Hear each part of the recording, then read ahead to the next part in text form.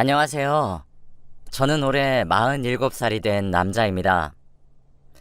저에게는 금쪽 같은 아들 하나가 있는데 애 엄마는 오래전에 사별했어요. 어린아이가 어느덧 중학생이 되었고 얼마 전에 애 엄마 기일이 있어서 아내와의 옛날 이야기를 한번 풀어보고 싶어 글을 남깁니다. 지금 생각해도 정말 신기하고 놀라운 일인 것 같아요. 기일이 되니까 우리 아내가 너무 보고 싶네요. 저와 아내는 고등학교 동창이었습니다. 사실 제가 아내를 많이 따라다녔는데 고등학생 때 아내는 정말 예쁜 외모를 가지고 있었고 착하기까지 해서 저희 학교 학생들에게 인기가 아주 많았죠. 그래서 저 같은 평범한 남자는 눈길도 주지 않을 줄 알았어요. 저와 아내는 고등학생 때 말 한마디도 안 하다가 대학교를 저와 비슷한 지역으로 갔죠. 아마 고등학생 때 아내는 제 존재도 몰랐을 겁니다. 그래서 거의 옆 학교 수준인 곳을 우연히 가게 되었는데 대학로에서 자주 만났어요. 학교가 비슷하니까 가는 사람들도 많았고 거기서 아내를 발견했는데 여전히 예쁘더라고요. 그래서 대학생이었던 저는 아내에게 안녕 하면서 인사를 건넸더니 신기하게도 아내가 저를 알아보았습니다. 그래서 같이 합석을 하고 술을 먹다가 그 뒤로는 술집에서 만나면 가끔 눈인사 정도 하는 사이가 되었죠. 제 첫사랑이었던 그녀는 여전히 예뻤고 어색하지 않게 인사를 나눌 수 있는 사이가 된 것만으로도 너무 기뻤습니다. 시간이 지날수록 개인적으로 단둘이 만나는 횟수도 늘어났고 점점 그녀도 저를 남자로 보는 것 같더라고요. 저를 좋아한다고 단도직입적으로 말하는 그녀에게 저는 바로 고백을 했고 그렇게 저희는 사귀게 되었답니다. 저와 그녀는 너무 잘 맞았고 오래 사귀었어요. 한 8년 정도를 사귀었는데 헤어질 때는 30대 초중반이었습니다. 저희가 헤어진 이유는 바로 그녀의 집안 때문이었죠. 그녀는 집이 굉장히 부잣집이었고 30대가 넘어가니까 집안에서도 결혼을 하라고 부추겼나 봐요. 그래서 저와 결혼을 하겠다고 하니까 당연히 부모님은 부잣집이랑 결혼을 해야 한다고 하셨고 여자친구는 절대 그런 결혼 안 하겠다고 반항을 했죠.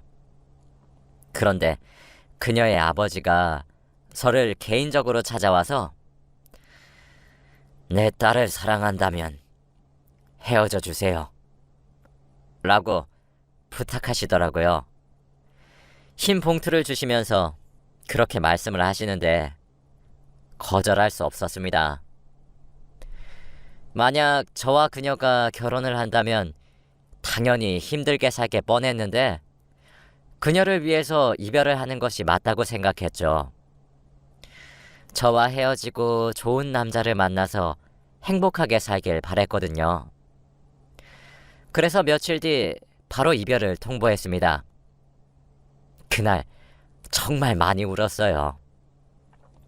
이렇게 울다가 죽을 것 같을 정도로 펑펑 우니까 감당이 안 되더라고요. 그녀도 당연히 왜 그러냐면서 저를 붙잡았지만 저는 차갑게 돌아섰습니다. 그냥 네가 싫어졌어 라고 하면서요. 지금 생각해도 정말 나쁘게 말한 것 같아요. 어제까지 잘 지냈던 남자친구가 이렇게 한순간에 변해버리니까 그녀도 혼란스러웠을 겁니다. 아무튼 그렇게 헤어지고 한 일주일 후에 친구에게서 전화가 오더라고요. 다들 저와 그녀의 이별을 알고 있었는데 친구가 전화 와서는 야, 걔 결혼한다더라? 라고 하는 겁니다. 그녀는 저와 헤어지고 다른 남자와 결혼하기로 했다네요. 그녀와 결혼할 남자는 유명한 회사의 대표였습니다. 그녀가 행복하길 빌었고 저와 함께 했던 순간은 다 있길 바랬어요. 헤어지고 나서 일만 열심히 하면 그녀를 잊을 수 있을 것 같았기에 일만 악착같이 하다 보니까 새로운 사람을 만나지 못한 채로 저는 노총각이 되었습니다. 그렇게 제 나이는 40살을 바라보고 있었어요. 부모님도 제 결혼을 기대하지 않으시고 저도 결혼에 대한 생각이 딱히 없습니다. 가끔씩 그녀 생각이 나기는 했었는데 그때는 하나의 추억으로 생각하고 있었죠. 그런데 며칠 전에 제가 집 근처에 있는 카페에서 일을 하려고 커피를 마시면서 가게에 앉아 있는데 맞은편 테이블에 앉아 있는 사람이 왠지 낯이 익더라고요. 대놓고 쳐다보면 오해를 받을 것 같아서 힐끔힐끔 쳐다보고 있었는데 결국 그 사람과 눈이 마주쳤습니다. 그 사람은 바로 제 첫사랑 정연이었어요. 저와 정연이는 너무 놀라서 서로를 바라보고 한 2초 정도 멍을 때리고 있었습니다. 그때 정연이는 자리에서 일어나 제가 앉아있는 테이블로 와서 너 민식이 맞지? 라고 하더군요. 제가 끄덕거리니 정연이는 야, 대체 몇 년 만이야? 오랜만에 보니까 되게 감회가 새롭다. 라고 했습니다. 몇 년 전 아프게 헤어지고 다른 남자와 결혼을 한 정연이를 마주하니까 신기했어요. 그런데 정연이는 여전히 아름다웠고 예뻤습니다. 그날 저와 정연이는 지금까지 서로가 어떻게 살아왔는지 해가 질 때까지 이야기를 나누었네요. 남편은 어때? 잘해줘? 잘해주겠냐? 사랑해서 한 결혼도 아니었는데. 정연이는 저와 헤어지고 정말 힘들어서 방황하고 있었는데 아버지가 그렇게 살 거면 차라리 새로운 남자를 만나라고 했대요. 그래서 아무 생각 없이 나간 소개팅 자리에서 한 남자를 보았고 너무 자기한테 잘해주었다고 하더군요. 정연이는 그날로 끝인 줄 알았는데 자기 아버지한테 이야기해서 사위 삼아달라고 당당하게 부탁했다고 합니다. 회사의 대표이기도 하니까 아버지는 받아들이지 않을 이유가 없다고 생각하고 정연이의 의견은 들어보지도 않은 채 결혼을 승낙했다고 해요. 그 남자는 자신을 사랑했지만 정연이는 그 남자를 사랑하지 않았대요. 그리고 아이도 있다고 했습니다. 이제 유치원에 다니고 있다고 하더라고요. 왠지 모르게 첫사랑이 아이까지 낳으면서 가정을 꾸리고 살고 있으니까 마음이 조금 심란한 거 있죠. 그리고 나서 정연이가 제 근황을 물어보는데 할 말이 없었습니다. 저는 헤어지고 나서 여자를 한 번도 만난 적이 없고 일만 했으니까요. 정연이는 제 말을 듣고 놀라더군요. 그때 우리 아빠가 너 찾아가서 헤어져 달라고 했지. 정연이는 이미 다 알고 있는 것 같았고 오래전 일이니 그렇다고 했습니다. 그 일 때문에 아직도 아버지와 사이가 좋지 않다고 하더라고요. 아버지를 많이 원망했고 특히나 제가 제일 미웠다고 합니다. 어느 남자가 여자친구의 행복을 위해서 헤어져 주냐고 하면서요. 지금 생각해도 정말 철이 없었던 것 같아요. 그리고 신기하게도 정연이가 다니는 회사와 제가 다니는 회사의 거리가 비슷해서 저희는 회사 점심시간에 매일 만나서 밥을 먹으러 같이 다녔고 주말에도 만나서 카페에서 같이 일을 했어요. 정연이는 일부러 아버지 밑에서 살기 싫어서 스스로 아버지 회사의 경쟁 회사로 취직을 했다고 합니다. 그런 정연이가 멋있었죠. 일주일 중 거의 7번을 같이 붙어 있으니까 정연이 아들도 본 적이 많은데 정말 귀엽고 착한 아이더라고요. 낯선 아저씨가 무서울 수도 있는데 아이는 저를 웃게 만들었습니다. 일을 다 하고 나면 같이 아이와 놀아주기도 하고 가끔씩 선물도 사주면서 기쁘게 해주었어요. 정연이 아들을 보니까 저도 갑자기 결혼이 하고 싶다는 생각이 들더라고요.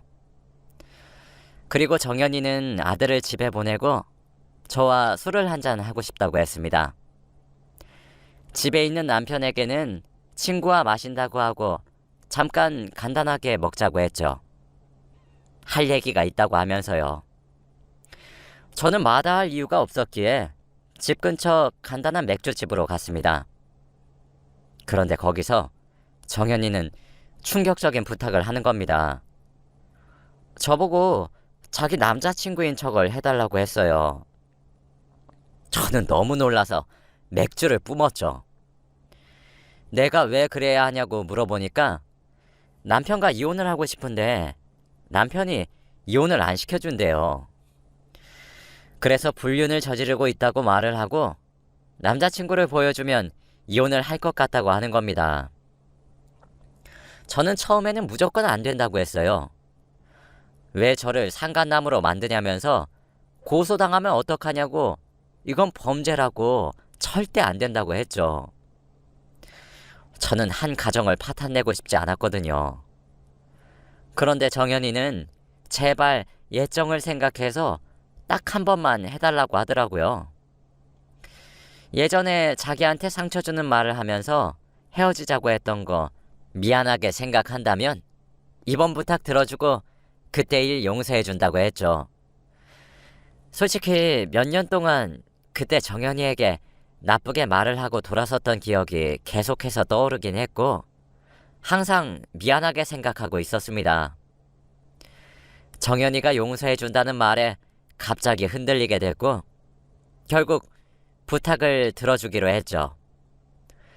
그렇게 며칠 뒤 정연이가 말해준 장소로 가서 정연이를 만나고 팔짱을 낀 채로 정연이 남편 앞에 섰습니다.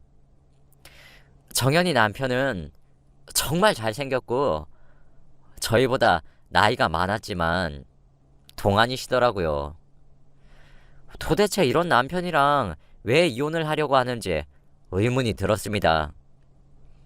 정연이 남편은 진심으로 정연이를 사랑했기에 상처를 많이 받은 듯 했고 그만큼 이혼은 더 빠르게 진행되었죠. 양육권은 정연이가 받았습니다. 그렇게 정연이는 집에서 나와 아들과 단 둘이서 방을 구해 살게 되었어요. 그 뒤로도 평소처럼 자주 만나서 놀고 밥도 먹고 했네요. 그런데 갑자기 정연이가 제 손을 턱 하고 잡더니 민식아, 우리 결혼할까? 라고 하더군요. 갑작스러운 정연이의 제안에 너무 놀라서 딸꾹질을 하고 말았답니다. 정연이는 저를 아직 좋아한다고 했고 저와 함께라면 어느 두려움도 없다고 했죠. 자기 아이를 잘 키워주고 행복하게 해줄 사람은 저밖에 없다면서요. 사실 저도 정연이를 좋아하는 감정은 당연히 있었기 때문에 그러자고 했습니다. 저희는 대학생 때 오랫동안 연애도 해봤고 서로에 대해서 너무 잘 알다 보니까 연애 없이 바로 결혼을 하기로 결정했습니다. 서로 나이도 이제 40살이 다 되어가니까 결혼도 하고 싶었고요. 저는 제 주위 사람들에게 다 이야기했어요. 고등학교 친구들, 회사 지인들, 그리고 가족들까지요. 고등학교 동창들은 정연이를 알았기에 놀라긴 했지만 아이 있는 사람은 아니지 라고 하면서 다들 반대를 하더라고요. 그리고 결혼을 늘 바라던 저희 부모님도 돌싱녀는 안 돼. 라며 딱 선을 그으셨습니다. 다들 한마음 한뜻으로 지금은 좋을지 몰라도 피 한 방울 안 섞인 남의 자식을 키우는 건 힘들다고 하더라고요. 저는 그래도 아랑곳하지 않고 결혼을 하겠다고 말했습니다. 걱정하는 정연이에게 걱정하지 말라고 말을 했고 저희는 기분 전환 겸 나들이를 가기로 했죠. 집 근처 공원에 앉아서 정연이가 싸온 도시락을 먹는데 이보다 행복할 수는 없더라고요. 아이도 너무 즐거워했고 이렇게 가정이 꾸려지면 얼마나 행복할지 상상이 되지 않았습니다. 정말 한 가족이 되는 것 같았죠. 나들이를 끝내고 가는 길에 한 가족이 사진 촬영을 부탁하더라고요. 그래서 찍어주었는데 갑자기 저희 3명 보고 찍어주겠다고 하는 겁니다. 처음에는 반대했지만 정연이가 왜 찍자 라고 해서 섰네요. 그런데 찍어주시는 분이 아버님이랑 어머님이랑 조금 더 붙어주세요 라고 하더군요. 아버님과 어머님이라는 말에 왠지 모르게 가슴이 움찔거렸습니다. 그러다가 아들분 손잡아주면 예쁠 것 같아요 라고 하더라고요. 갑자기 아들이라고 부르니까 너무 기분이 좋았고 얼굴이 빨개졌습니다. 정연이는 민식아, 우리가 부부로 보이나 봐 라고 하며 좋아하더라고요. 저는 이 순간이 너무 좋았고 결혼을 당장 하고 싶더라고요. 저는 주위 사람들의 반대는 다 무시하고 정연이만 생각하기로 했습니다. 그래서 결혼을 빨리 진행하기로 했고 혼인신고를 하러 가기로 했죠. 저와 정연이는 시청 앞에서 만나기로 했고 약속 시간보다 일찍 도착한 저는 시청 앞에서 정연이를 기다리고 있었어요. 그런데 약속 시간이 10분, 20분, 30분이 지나도 정연이가 오지 않는 겁니다. 전화도 받지 않고 문자도 답장이 없길래 걱정이 되었죠. 그런데 한 번호로 전화가 오더라고요. 받았더니 응급실이었습니다. 혹시 박정현 씨 보호자분 되세요? 여기 병원인데 지금 오셔야 할 것 같아요 라고 하더라고요. 너무 놀라서 무슨 일인지 물어보지도 못하고 당장 택시를 타고 병원으로 향했습니다. 그런데 병원에는 피를 흘리고 있는 환자들이 너무 많았고 그 중에서 정연이를 찾는 일이 쉽지 않았죠. 간호사가 말하기를 정연이가 타고 있던 버스가 무려 8중 충돌 사고가 일어났다고 해요. 너무나 크게 교통사고가 나는 바람에 승객에 있던 사람들 중 대부분은 생명이 위험하다고 했습니다. 겨우 발견한 정연이는 숨을 거두기 직전이었고 결국 5분도 되지 않아 세상을 떠났습니다. 어떻게 혼인신고를 하는 날에 이렇게 하늘로 가나요? 그 자리에서 저는 소리를 치며 오열을 했어요. 솔직히 제 인생의 대부분을 정연이와 함께 했는데 이렇게 떠나가다니요. 이제 드디어 결혼을 하고 가정을 이루고 아들과 셋이서 행복하게 살 날만을 기다렸는데 말이죠. 저는 도저히 눈물이 멈추지 않았습니다. 시간이 어떻게 흘렀는지도 모르겠어요. 장례식장에서 정연이의 아버님은 제 뺨을 때리시고는 자네가 우리 딸 죽였네 라고 하셨습니다. 저는 거기서 아무 말도 하지 못했고 순순히 인정했어요. 처음부터 저와 만나지도 않고 결혼하기로 약속도 하지 않았으면 혼인신고를 할 이유도 없었을 테고, 그러면 정연이가 그 버스를 타지도 않고 죽지도 않았겠죠. 모든 게 다 제 탓 같았습니다. 죄책감이 너무 많이 들더라고요. 아직도 정연이가 살아있는 것 같고 꿈에서도 너무 자주 나옵니다. 그리고 딱 한 가지 걸리는 게 있었는데 바로 정연이 아들입니다. 이혼을 해서 정연이 혼자 키우고 있는데 이제 이 아들은 아빠에게 가야겠죠. 어린아이가 엄마의 죽음을 받아들이기 힘들 텐데 말입니다. 너무 마음이 아프고 미안했어요. 저는 겨우 마음을 가다듬고 아이의 아빠를 찾아갔어요. 그런데 정연이와 헤어지자마자 다른 여자를 만났는지 행복해 보이더라고요. 아이를 데려다 주니 내가 왜 키워요? 어차피 내 애도 아닌데 라고 하더라고요. 저는 책임감 없는 그 남자의 멱살을 잡고 애 아빠란 사람이 할 소리야? 라고 따졌지만 아니, 얘 진짜 제 아들 아니에요. 그쪽 아들이잖아요. 라고 하더라고요. 저는 무슨 말인지 도저히 이해가 되지 않았어요. 정연이의 전 남편이 하는 말은 이랬습니다. 소개팅 날 만났고 정연이가 마음에 들어서 관계를 발전하고 싶었는데 갑자기 정연이가 자기한테 임신했다고 하더랍니다. 처음은 자기가 마음에 안 들어서 그런 핑계를 대면서까지 자기를 거절하는구나 싶었대요. 그런데 정말로 정연이는 배가 점점 불러왔고 그 남자는 정연이를 너무 사랑했기에 다른 남자의 자식이라도 정연이만 있으면 된다고 했죠. 그렇게 아이를 낳았는데 정말 자기와 하나도 안 닮으니까 생각과는 다르게 정이 가지 않더랍니다.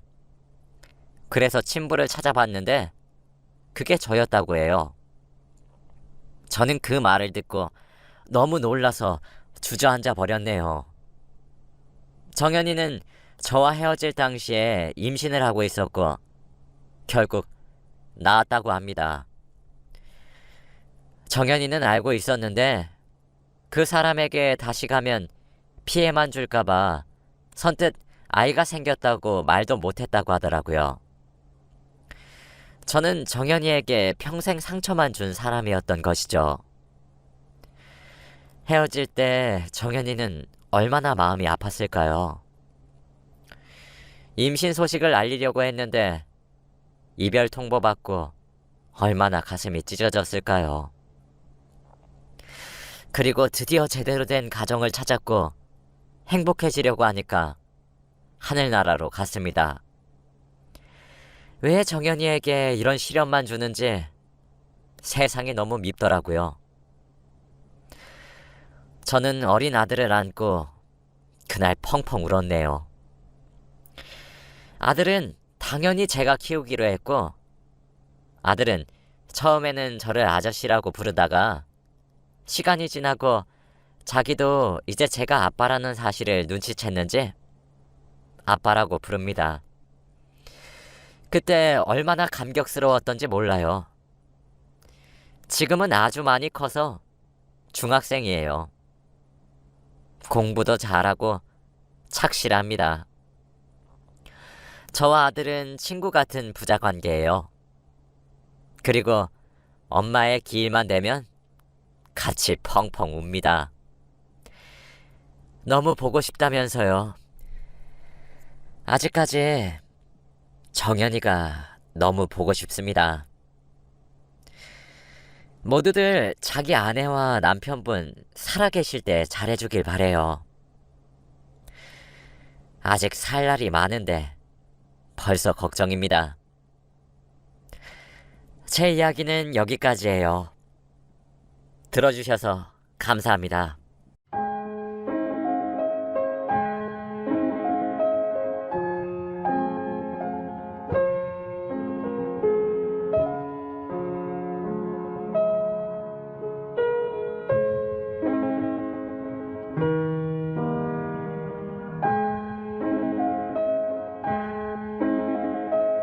안녕하세요.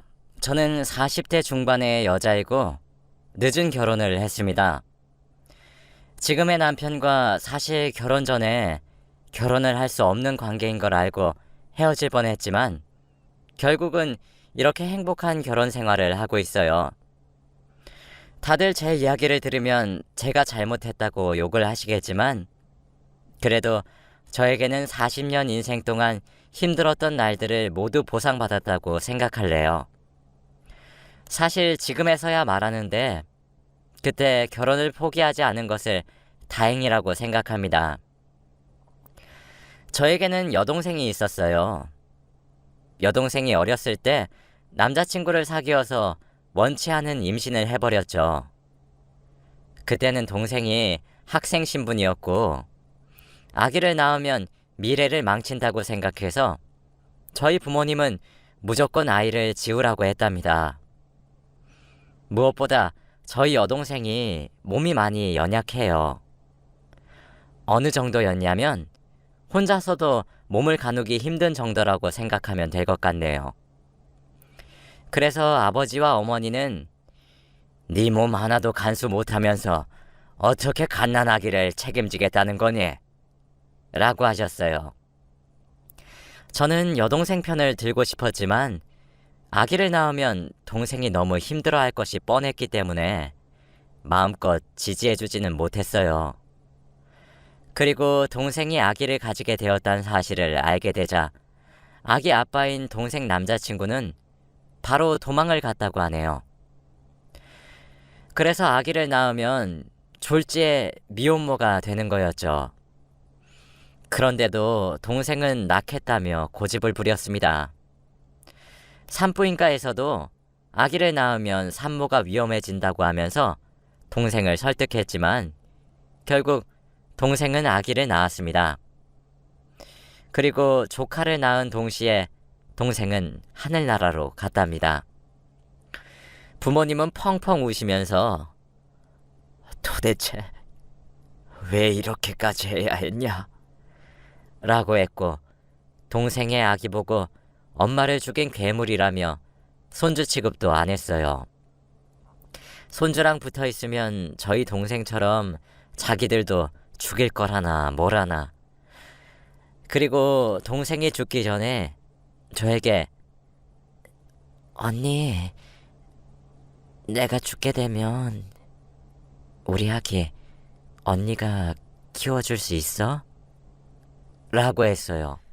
저는 동생이 생명을 포기하고 아기를 낳을 정도로 애정을 듬뿍 담아서 낳은 아이를 혼자 놔둘 수는 없었기 때문에 동생의 죽음을 헛되게 하지 않기 위해 아이를 키우기로 했답니다.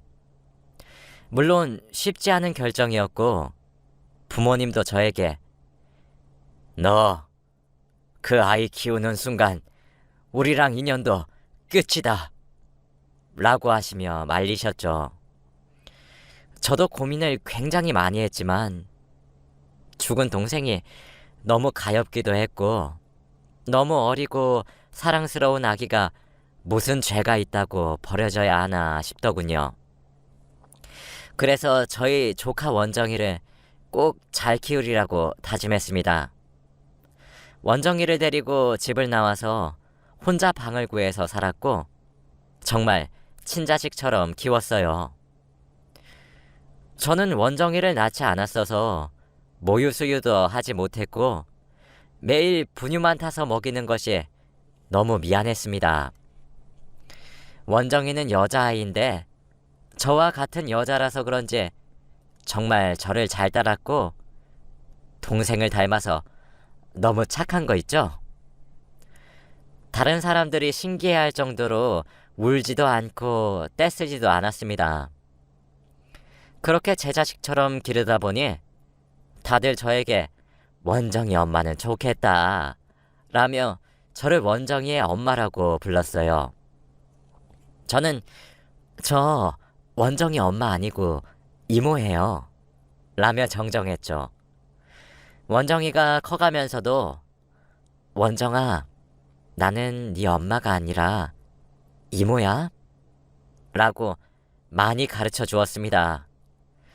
원정이도 저를 이모라고 불렀고 엄마의 존재를 궁금해할 때마다 원정이 엄마는 하늘에서 지켜보고 계셔 라고 했죠. 그런데 원정이가 커갈수록 자신이 엄마가 제 여동생이고 하늘나라로 간 것을 아는 눈치더라고요. 저에게 물어보지는 않았지만 아마 제가 명절 때마다 동생의 묘지에도 가고 제사도 지내다 보니 아는 것 같았어요. 원정이는 공부도 잘했고 성실해서 제가 일일이 이거 해라 저거 해라 명령하지 않아도 자기가 할 일은 척척 했답니다. 그리고 수능이 끝나자마자 아르바이트를 하면서 용돈벌이를 스스로 했고 친구들도 자주 저희 집에 데리고 오면서 같이 놀았죠. 다행히 엄마 없이도 저렇게 해맑게 자라준 원정이가 너무 고맙고 기특했습니다. 원정이는 대학교를 졸업하고 중소기업에 취직했어요. 저는 원정이가 어느 회사에 들어가든 상관이 없었고 그저 원정이 하고 싶은 거 다 해 라고 늘 말해주었습니다. 그래서 그런지 원정이도 자기가 들어간 회사에 만족하는 것 같았죠. 회사에 들어가고 얼마 되지 않아 원정이가 중요하게 할 얘기가 있다며 저를 불러 앉히더라고요. 이모, 내 얘기 잘 들어? 사실 오래전부터 만나던 사람이 있는데 곧 결혼할 것 같아. 내가 결혼하는 것에 대해서 어떻게 생각해? 저는 원정이가 갑자기 결혼을 한다고 하니 너무 슬펐고 늘 제 옆에 딱 붙어서 뭐든지 함께 했던 딸 같은 존재가 이제는 제 손을 떠난다고 하니 믿기지 않았습니다. 제가 아무 말 못하고 울먹거리고 있으니 원정이가 저를 꼭 안아주며 이모, 내가 결혼하면 멀리 떠나? 자주 올게. 그냥 나는 이제 이모가 인생을 이모를 위해서 살았으면 좋겠어. 나 이렇게 자라게 해준 것도 다 이모 덕이야. 이제는 이모 하고 싶은 거 다 해. 생각을 해보면 원정이는 주위에 친척이 저밖에 없었어요. 아버지는 얼굴도 몰랐고 외할머니, 외할아버지도 원정이가 태어나자마자 사람 죽이는 손주라면서 아이를 거부했거든요. 그리고 제가 원정이를 데리고 나온 그 후로 단 한 번도 연락을 해본 적도 없었고요. 그래서 원정이는 뭐든지 저와 함께 했었고요. 어린아이가 너무 딱해서 제 일생을 원정이에게 올인했어요. 그런데 이제 원정이가 다른 삶을 살아간다고 하니 걱정이 되긴 했지만 믿어보려고 했답니다. 원정아, 나는 네가 행복하기만 하면 돼. 결혼하려는 사람 좋은 사람 맞지? 그럼 곧 인사하러 올게. 이모가 보고 어떤지 판단해줘. 원정이와 결혼하려는 사람은 무려 2년이나 만났고 원정이도 이제 20대 후반이라서 결혼을 하고 싶다는 생각이 들었다고 합니다. 원정이는 일주일 후 자신의 남자친구를 데리고 와서 저희 집에서 식사를 하자고 했고 저도 오랜만에 요리 실력을 발휘해서 상다리가 부러질 만큼 많은 요리를 했어요. 원정이가 데리고 온 사람은 정말 싹싹했고 어른한테 예의가 정말 바르더라고요. 이미 그 사람은 원정이가 어떻게 자라왔는지 배경을 다 아는 사람이라 깊은 설명이 필요가 없었죠. 원정이 이모님, 원정이 이렇게 예쁘게 키워주셔서 감사해요. 제가 꼭 원정이 행복하게 해줄게요. 저 믿고 맡겨주세요. 그 사람의 듬직한 말에 저는 원정이가 좋은 사람을 만났다고 생각을 했답니다. 그 사람도 부모님께서 이혼을 했고 아버지와 단 둘이서 살고 있다가 취직을 한 뒤 집에서 나와 회사 근처에 혼자 살고 있다고 하더라고요.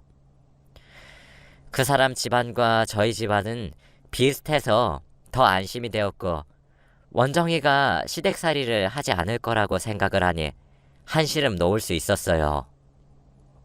저는 결혼을 하는 것을 허락했고 그 사람은 밥을 먹고 집으로 돌아갔습니다. 원정이가 그 사람을 보내고 저에게 와서 이모, 잠깐 얘기 좀 하자 라고 하더라고요. 이모, 나 이모를 엄마처럼 생각하는 거 알지? 나의 하나밖에 없는 가족이잖아. 그래서 그런데 혹시 혼주석에 앉아줄 수 있어? 라고 하는 게 아니겠어요?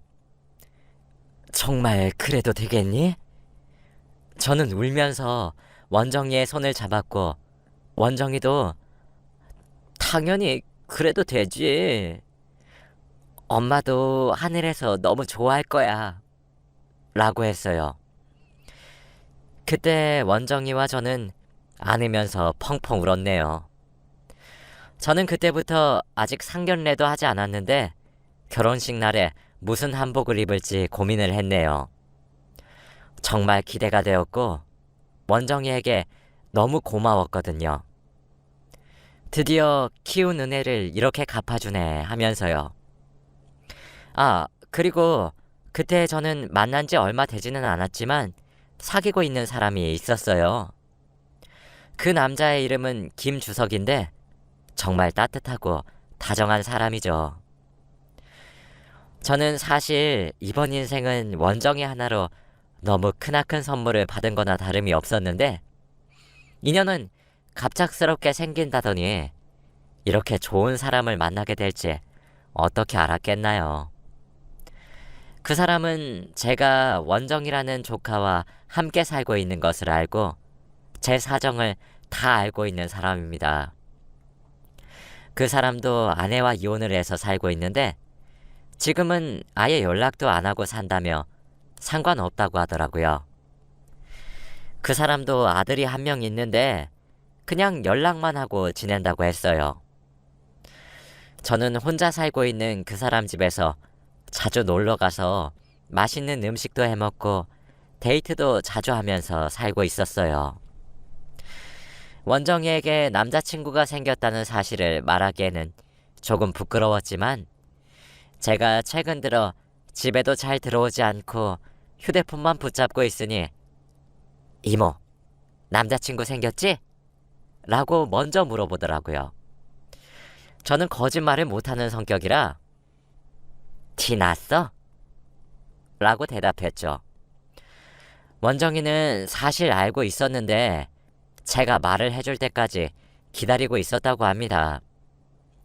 하지만 아무리 기다려도 제가 말할 기미가 보이지 않으니까 먼저 말을 했다고 해요. 이모, 혹시 나 때문에 망설였던 거면 괜찮아. 나도 곧 결혼하잖아.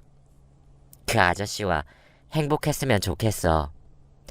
결혼하면 더 좋고 그렇지 않아도 결혼하면 혼자 있을 이모가 걱정됐는데 옆에 누군가 있다니 내가 더 좋다. 원정이의 생각지도 못한 대답에 저는 너무 기뻤습니다. 그 사람과 데이트를 하던 도중 말했어요. 원정이가 곧 결혼을 한다고 하네요. 그래요? 저희 아들도 곧 결혼한다고 하는데 신기하네요. 그러게요. 정말 신기하네요. 그런데 주석 씨, 우리 원정이 결혼할 때 식장에 와주실 수 있어요? 밥이라도 먹고 가요. 그리고 우리 조카가 주석 씨 많이 보고 싶어 해요. 다행이네요.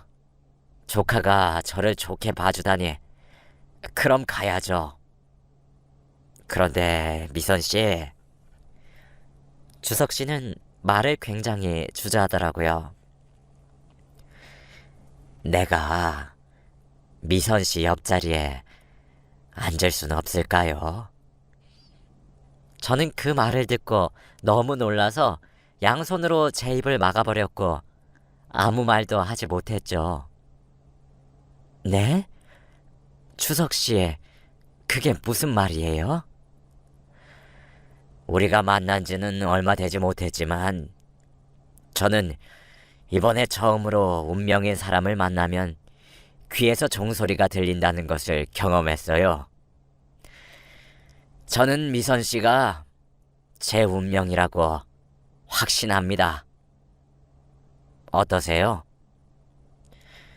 저는 주석 씨가 너무 좋았고 주석 씨와 다르게 첫 결혼이라 설렜습니다. 너무 좋아요. 너무.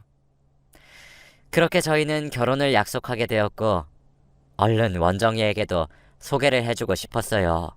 원정이의 혼주석에서 혼자 앉아있을 제가 너무 외로워 보일 것 같았는데 주석 씨와 함께 있으면 너무 즐거울 것 같았습니다. 저는 집으로 돌아오자마자 원정이에게 그 사람이 저에게 청혼을 했다고 말했어요. 정말이야? 너무 다행이다. 좋은 분 맞지?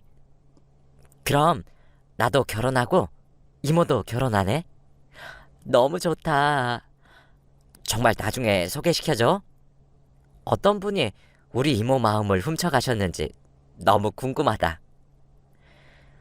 저는 한평생 혼자서 모든 짐을 안고 살아왔는데 이제는 저의 모든 것을 반으로 나눠줄 사람이 생겼다는 것이 너무 기뻤죠. 이모, 혼주석에 같이 앉으려면 우리보다 먼저 결혼식을 올려야 하는 거 아니야? 이번은 내가 양보할게. 우리가 결혼식을 조금 미룰게. 원정이는 저에게 먼저 결혼식을 올리라고 했고 그래서 원정이에게 얼른 주석 씨를 소개해줘야 했습니다. 주석 씨의 아들도 저를 너무 보고 싶어 한다면서 아버지가 재혼을 한다고 하니 믿기지 않는다고 했다더군요. 생각을 해보니 저에게 피 한 방울 섞이지 않은 다 큰 아들이 생긴다고 하니 조금 신기했습니다. 그때 나이도 좀 있고 하니 아기를 가질 생각이 없었거든요. 그래서 주석 씨의 아들에게 정말 성심성의껏 친어머니처럼 대해줄 것이라고 결심했습니다. 며칠 후 저는 주석 씨 회사 근처에서 주석 씨와 점심 식사를 하고 있었어요. 그런데 그때 저의 조카 원정이가 전화가 오더라고요. 이모, 나 지금 남자친구랑 데이트 중인데 혹시 만날 수 있어? 셋이서 같이 밥 먹자. 다행히 원정이와 원정이 남자친구는 주석 씨의 회사 근처에서 데이트 중이더라고요. 그래서 저도 주석 씨와 식사 중이라고 했고 원정이는 오히려 그럼 잘 됐다. 곧 가족이 될 사이인데 인사도 드릴 겸 같이 넷이서 식사하자. 라고 했습니다. 갑작스럽게 잡힌 식사 약속에 저와 주석 씨는 당황하긴 했지만 그래도 언젠가는 해야 하는 일이었기 때문에 저는 주석 씨의 아들에게 주석 씨는 제 조카 원정이에게 잘 보이고 싶어 했어요. 그렇게 10분이 흘렀고 저희 테이블로 원정이와 원정이 남자친구가 왔어요. 그런데 주석 씨와 원정이 남자친구는 서로를 바라보며 동공이 흔들렸고 아무 말도 하지 못하더군요. 그런데 갑자기 원정이 남자친구가 아버지? 라고 하는 겁니다. 저는 잘못 들은 건가 싶었는데 주석 씨의 표정도 너무 이상했어요. 알고 보니 원정이 남자친구와 주석 씨는 부자 관계더라고요. 이때까지 주석 씨가 말했던 자신의 아들이 곧 결혼을 한다는 것이 바로 우리 원정이와 결혼을 한다는 것이었답니다. 저는 이 상황을 어떻게 해결해야 할지 모르겠더군요. 제가 당황한 만큼 원정이도 굉장히 당황을 했더라고요. 우선 다들 집으로 돌아갔고 저와 원정이는 함께 살기 때문에 같이 집으로 들어갔습니다.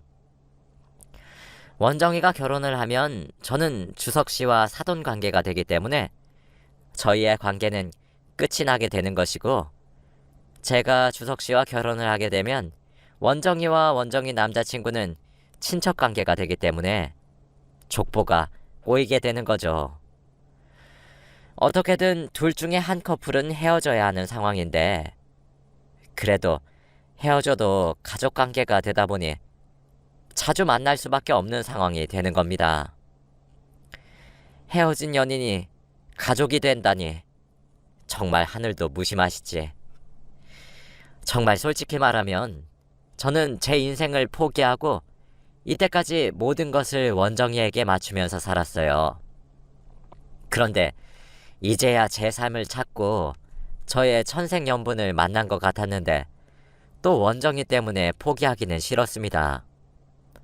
그리고 포기를 하더라도 주석 씨와 친척 관계가 되니 나름 속으로는 원정이가 자신의 결혼을 포기해주거나 혹은 아예 둘 다 관계를 포기하기를 원했죠. 그런데 그때 원정이가 난 이 결혼 포기 못해 라고 하는 겁니다. 난 내 남자친구를 너무 사랑하고 다시는 이런 사람 못 만날 것 같아. 그러니까 이모 미안한데 이번 딱 한 번만 이모가 양보해주라. 저는 아주 당당하게 저보고 헤어지라고 하는 원정이가 조금 미웠어요. 원정아, 내가 다른 건 다 양보해도 이건 양보 못하겠다. 내가 너를 평생 동안 엄마 노릇하면서 내 삶 다 포기하고 살았는데 너 이번 한 번도 양보 못 해주니? 그리고 헤어지면 가족이 되니까 자주 볼 텐데 나는 절대 그런 거 못해. 네가 네 남자친구랑 헤어지던지 아니면 우리 둘 다 헤어지던지 둘 중에 하나만 하자.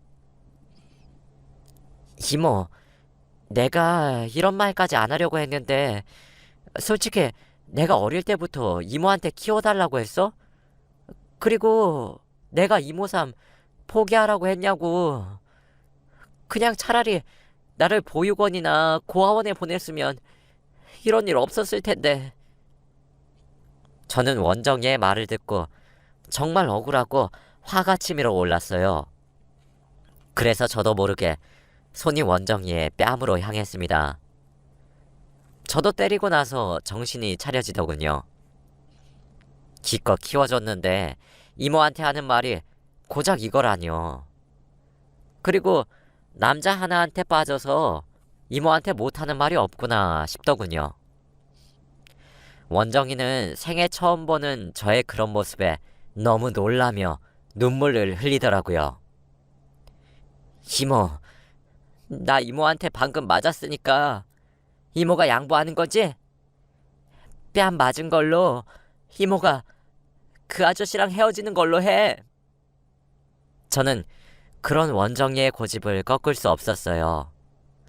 원정이는 하나에 꽂히면 그것만 하는 성격이거든요. 저는 그대로 주저앉아 버렸고 원정이는 외투를 챙겨 밖으로 나갔습니다. 저는 정말 주석 씨랑 헤어져야 하는 건지 고민이 되었어요.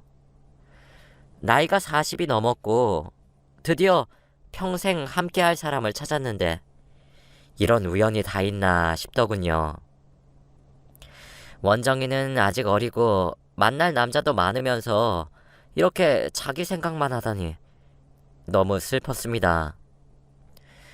저는 주석 씨의 연락도 다 무시하고 오로지 집에서만 하루 종일 있었어요. 세상을 다 잃은 기분이었고 주석 씨가 너무 보고 싶었습니다. 그때 집으로 누군가 찾아왔고 저는 인터폰으로 밖을 살펴보니 주석 씨더라고요. 그래서 문을 열어 주었는데 보자마자 저를 안아주셨습니다. 미선 씨, 주석 씨, 우린 안 되는 관계라고요. 원정이가 주석 씨 아들이랑 결혼을 한다네요. 아니에요. 미선 씨, 원정이가 저에게 직접 찾아와서 말했습니다. 자기 이모 잘 부탁한다고 하면서요. 주석 씨가 말하기를 원정이가 저에게 뺨을 맞고 모진 말을 내뱉고 나간 후 주석 씨를 찾아갔다고 하네요. 아저씨, 저희 이모 평생을 저를 위해서만 살아서 저밖에 모르는 바보예요. 그런데 아저씨가 이모를 데리고 간다고 해서 너무 걱정되는 마음에 너무 욱해서 이모한테 모진 말을 해버렸어요. 그런데 아마 이모도 저한테 미안해서 바보같이 또 자기 결혼 포기하고 저한테 양보할 게 뻔해요. 그래서 미리 아저씨한테 말하는데 이모한테 이제 짐 덜어드리고 아저씨와 평생 함께 사셨으면 좋겠어요.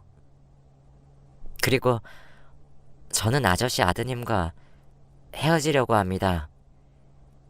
이렇게라도 이모가 저를 키워주셨던 은혜를 갚을 수 있는 것 같아서 너무 기쁘네요. 저는 이제 집을 떠나서 다른 지역에서 혼자 살 거예요. 저를 찾아오진 말아주세요. 저희 이모 잘 부탁드려요. 라고 자기 할 말만 하고 갔답니다. 저는 저의 행복을 위해서 원정이에게 포기하라고 했는데 원정이가 그런 생각을 가지고 있을 줄 몰랐어요. 그렇게 무거운 마음을 가지고 원정이의 말대로 저는 주석 씨와 결혼을 했고 원정이는 제 결혼을 진심으로 축하해 주었답니다. 이제 저에게 빚을 다 갚은 것 같다면서 다른 지역으로 가서 살고 있어요. 이제 저희는 가끔 명절에만 얼굴을 보고 연락은 자주 합니다. 이제서야 저도 제 삶을 오로지 저를 위해서 살 수 있을 것만 같아요. 원정이는 이제 저의 손에서 벗어나 혼자서 자유로운 세상을 살게 되었고 저도 주석 씨와 단 둘이서 알콩달콩 살고 있습니다. 제 이야기는 여기까지이고 들어주셔서 감사합니다.